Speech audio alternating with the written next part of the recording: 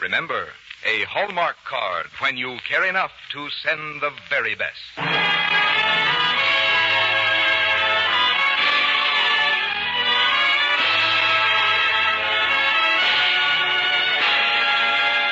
Tonight, from Hollywood, the makers of Hallmark greeting cards bring you Mr. James Hilton in Herta Pauley's The Story of Silent Night on the Hallmark Playhouse. Each week, Hallmark brings you outstanding stories chosen by one of the world's best-known authors, Mr. James Hilton.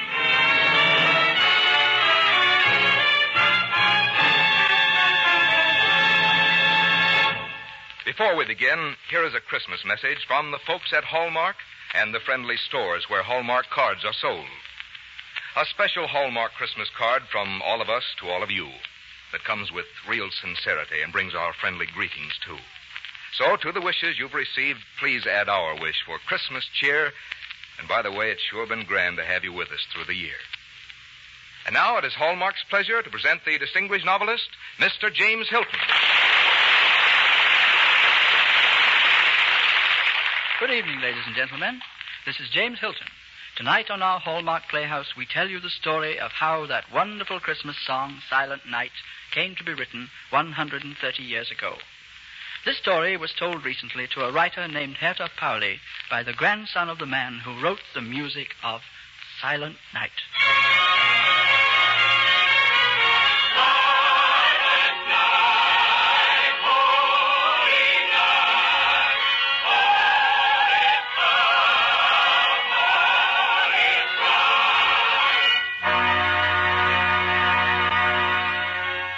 Christmas, the year of our Lord 1948. 1,948 years from the miracle of Bethlehem. Christmas, the birth date of the Prince of Peace. The birth date of hope and faith. The birth date of a miracle.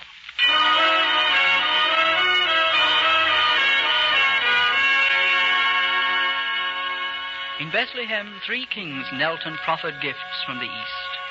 Since Bethlehem, many gifts, recorded and unrecorded, have been created of man's love of God and humbly offered in his honor. What you are to hear tonight will tell you of one such gift offered by 2 humble men 130 years ago this Christmas week. This, too, is the story of a miracle that was born one silent night. All is gone.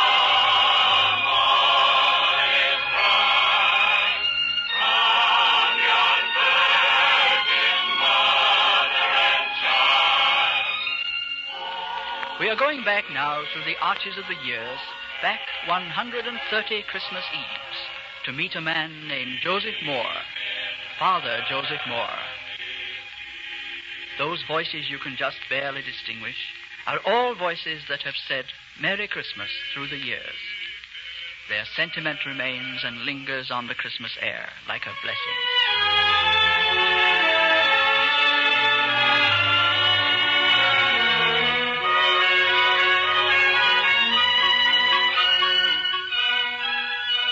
And now we are in the Austrian Alps, in a small village. The year is 1818. In the center of the town, near a swift-flowing stream, stands a whitewashed church with a tall, red-topped steeple. There are the church bells. They have a special joyousness tonight, as all church bells seem to have on Christmas Eve. Come now, we'll meet Father Moore. He's in his study, and his heart's a little heavy, because the church organ has broken down and there'll be no music for the Christmas service. Good evening, Father Moore. Oh, good evening. Come in. You don't know me, Father, but I'm in your parish. I've come from one of the charcoal makers' families. A child has been born to them tonight, and they beg that you come and bless the baby that it may live and prosper. Have I time to go and return for my sermon? Yes, Father. Well, then I'll go at once.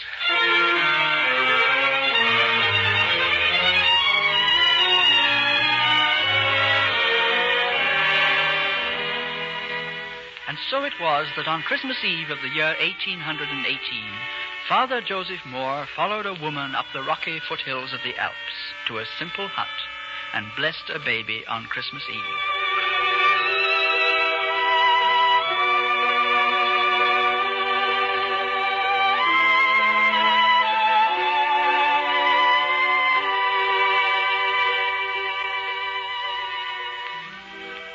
seems like a miracle that her child should be born this night.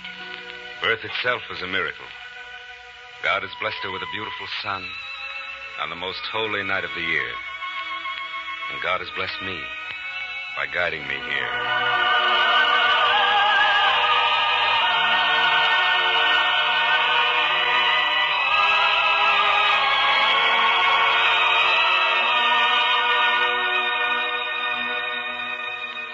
Father Moore walked down the snowy mountain, transfixed, transfigured.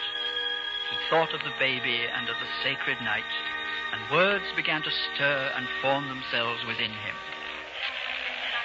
Holy night, silent night, holy night.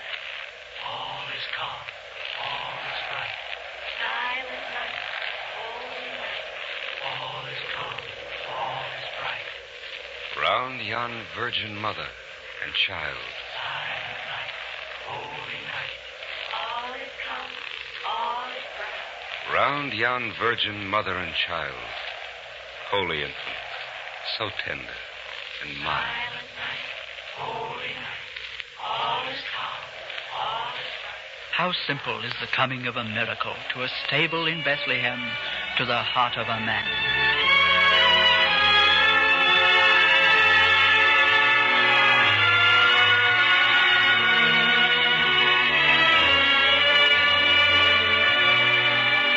After Father Moore had solemnized the Mass, he sat all night in his study, writing down the words that filled his heart. And when dawn came, he took the poem he had written to Franz Gruber. Father, this is a fine poem. I rather heard it as a song, Franz. I thought you might set it to music. Thank you, Father. I should like to try. And so the words that Father Moore had heard on Christmas Eve became music to Franz Gruber on Christmas Day. And before nightfall, he came to Father Moore's house. I've written the music, Father. I wrote it for guitar and voice rather than the organ. After all, we have no way of knowing when the organ can be used. Please, sing it. Let me hear it. Silent night, holy night, all is calm, all is bright, round yon virgin mother and child, holy infant so tender and mild, sleep in heavenly peace, sleep in heavenly peace.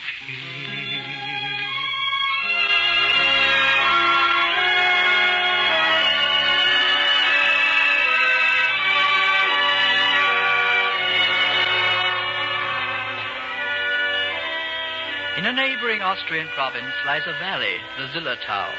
And from the Zillertal, a few days after Christmas, came the organ builder, Karl Mauracher. Well, now, Father Moore, Mr. Gruber, I think I have the organ in working order now. The mice had eaten holes in the bellows, but this leather patch should solve all your problems. May I try it? Well, go ahead.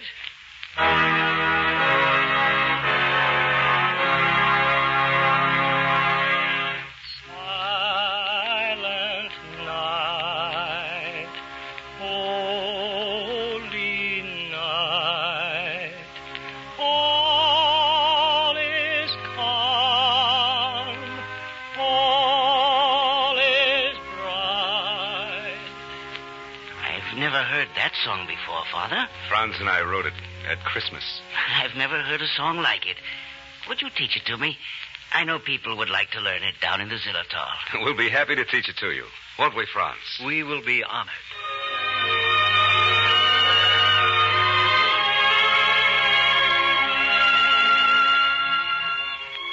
And so the hymn that was born on Christmas night started its journey out into the wide world. Karl Mauracher took the song down into the Zillertal. Silent Night was on its way from a small church high in the Alps to the cathedrals of the earth.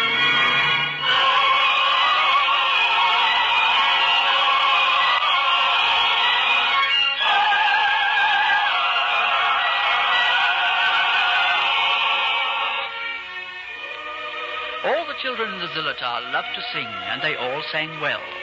But of them all, the ones with the most beautiful voices were the 4 Strasser children, Caroline, Joseph, Andreas, and Amalie. And the organ builder worked painstakingly to teach them the song. On Christmas Eve, they stood in the doorway and sang it as a Christmas gift for their parents.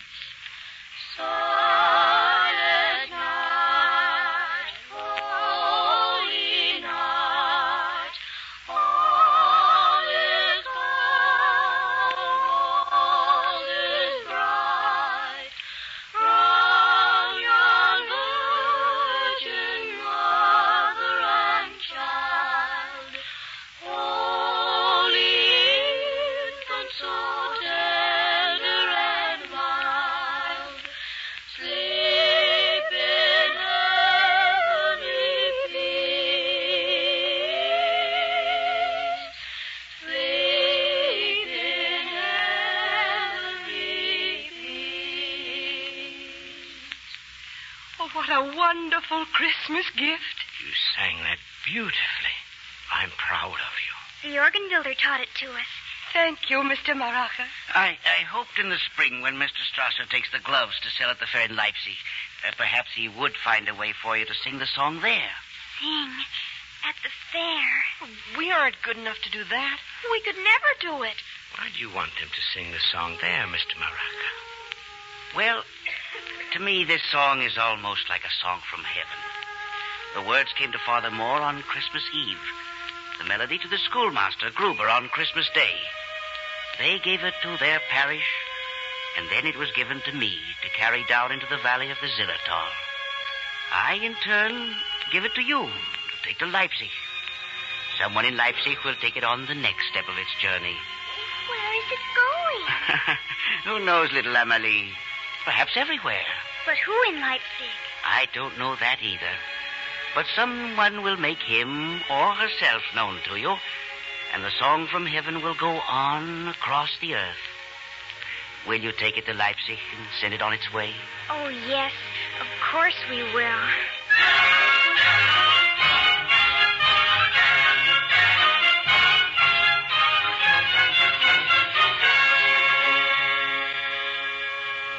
Silent night, holy night, all is calm, all is calm. Who are you children? They are my children, sir.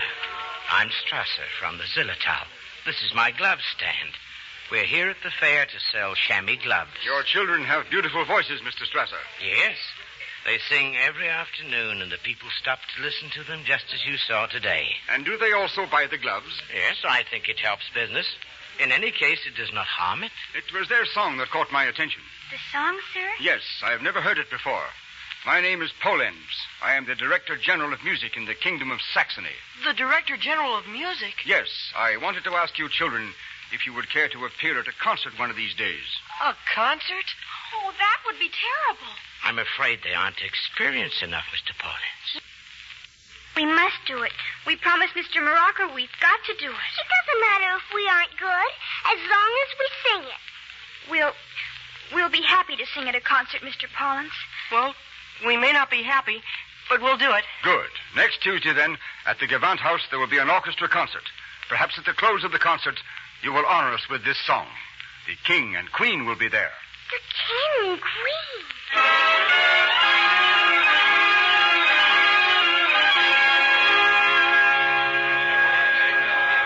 Your Majesty. Your Highness, we are honored. Honored. Well, children, don't look at the floor. Look at us. We want to see your faces. I think they have a slight case of fright, Your Majesty. We don't want you to be afraid of us. We have children just about your age. Mr. Pollins has told us you sing a wonderful song that you call a song from heaven. We're looking forward to hearing it. If we just didn't have to sing it before all those people. Now, some of them are the same people you sang it for at the fair. Your Majesty, it's almost time for the concert to start. With your permission. Just close your eyes, children, and pretend you're singing at home. Silent night, holy night,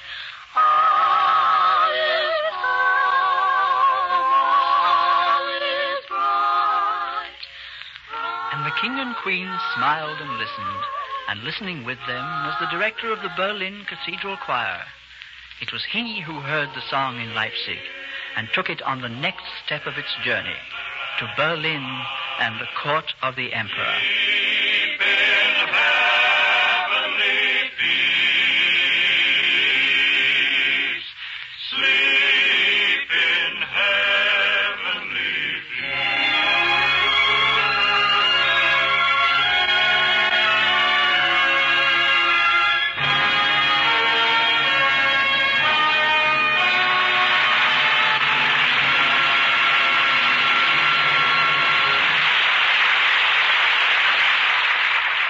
In a moment, James Hilton will return to bring you the second act of The Story of Silent Night.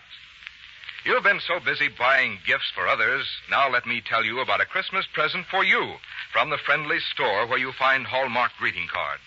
It's a Hallmark date book. I have one in my hand now, and what a little beauty it is, from the colorful camellia on the cover to the last pink and white page in the book. It's just the right size to tuck away in your purse or keep beside your telephone, and so useful you'll always be referring to it. Just inside the cover, there's a place for your name and a list of important dates, like Easter and Mother's Day.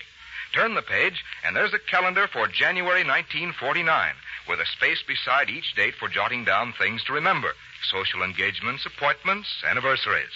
There's also room for names and addresses of people you'll want to remember during January. And so for every month of the year, right through to December. You'll find it especially valuable right now because at the back of the book there's a place for your next year's Christmas card list, room for names and addresses, and an easy way to mark Christmas cards sent and cards received. You'll find so many uses for this handy Hallmark date book. Why not get your copy right away? It's yours without obligation, a Christmas gift to you from the friendly store where you find Hallmark greeting cards. Now back to James Hilton and the second act of The Story of Silent Night.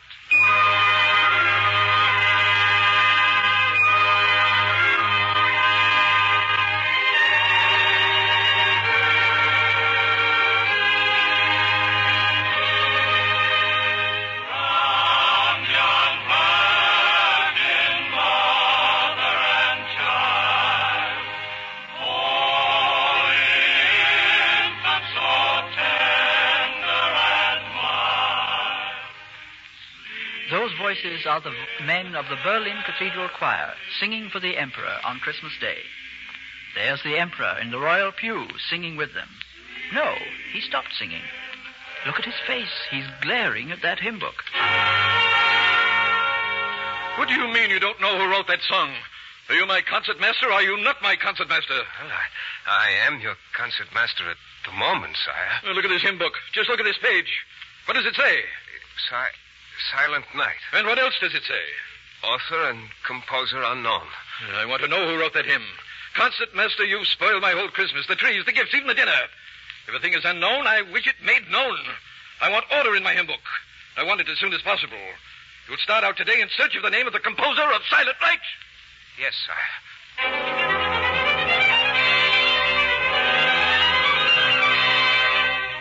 And so it was that Concertmaster Ludwig Erck started out to trace the origin of Silent Night. He went to big cities, he went to small villages. He talked to the young, to the old. Long, worrisome months kept pace beside him. And at last, even though he knew what he had to face in the anger of the king, he knew he had to give up. He sat, alone and disconsolate, in a small village inn near the Austrian border. Will there be anything else, sir? No, that'll be all. Oh, hush. You don't like the bird's song, sir? The bird? I thought it was my own mind. That's the song I've been hunting for. Who taught it to him? I don't know, sir. A traveler sold him to us. The man said he had bought the bird in Salzburg in St. Peter's Abbey. Salzburg? Well, then, I shall go to Salzburg.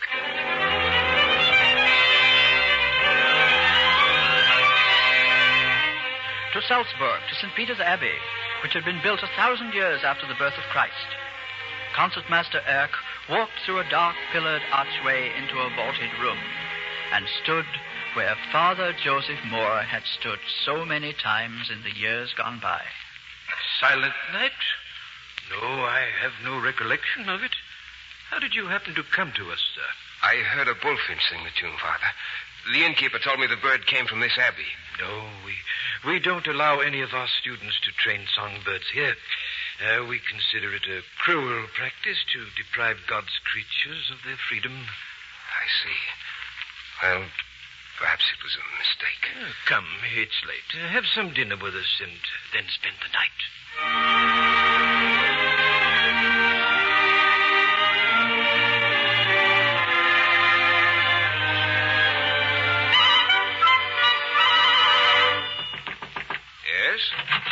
Ow, you're hurting my ear. Well, what is this? Here come Ambrosius Prinsteiner, the choir inspector here at the Abbey. And this is young Felix Gruber. Oh, my ear. I'm going to tell my father on you. I was told about your inquiries concerning the bullfinch. This young rascal trained him. You trained him? It didn't hurt the bird. Where did you learn that song that you taught him? The song? You heard the gentleman, the song. My father wrote it. Your father? Yes, sir. Where is your father? In the village of Helene. Helene. Mr. Prinsteiner, do you think you could arrange for this boy to have a day or two off so I could go with him to Helene? Well, you'll have to talk to the abbot, but I'm sure it can be arranged.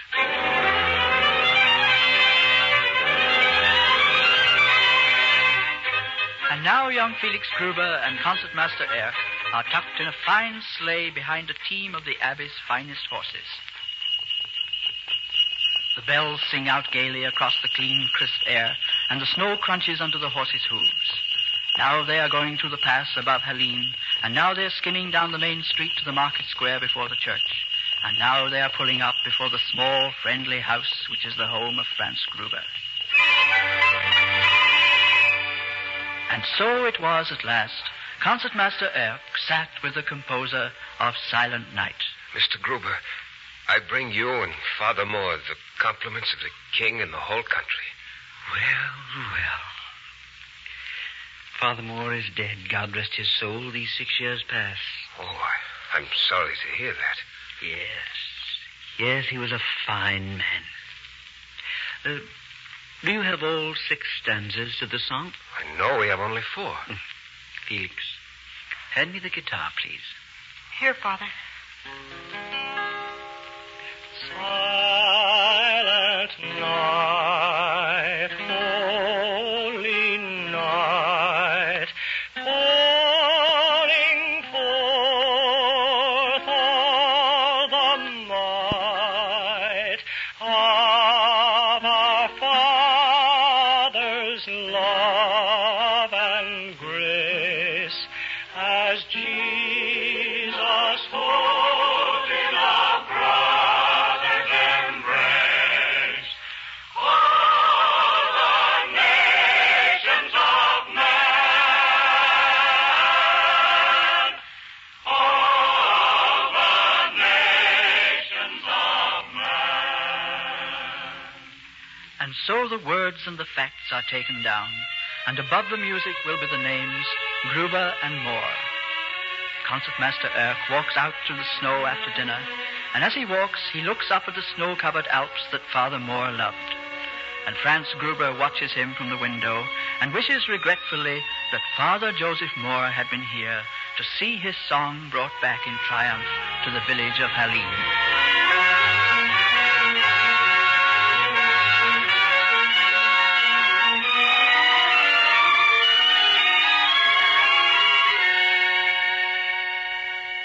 So you have journeyed back 130 Christmas Eves to meet a man named Father Joseph Moore, and the schoolteacher, Franz Gruber, and Karl Mauracher, the organ builder, and the Strassers, and all the rest who had a part in carrying the song from a village high in the Alps down into the world.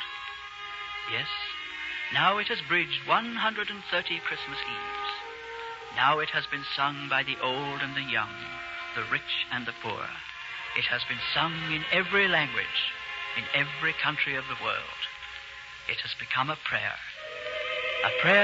that men can live together in one world as brothers, and that there be indeed peace on earth, goodwill toward men. You have heard the story of a miracle that was born one silent night.